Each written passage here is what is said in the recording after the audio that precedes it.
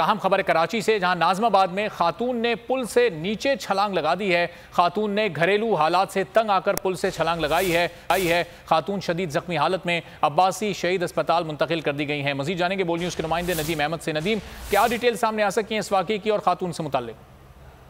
जी हाँ, ये नाजमाबाद का इलाका है जहाँ एक तरफ जिसका नाम बताया जाता है, कहा जाता है कि मुमकिन तौर पर घरेलू हालात और परेशानियों से तंग आकर खातून की जानिब से ये कदम उठाया गया कि आज सुबह अचानक खातून जो है वो के जरिए पुल पर चढ़ी है और उसके बाद खातून ने पुल पर से छलांग लगा दी है, जिसके नतीजे में किरण नामी खातून शदीद जख्मी हुई है, जिसे अब्बासी से अस्पताल मुंतकिल कर दिया गया है।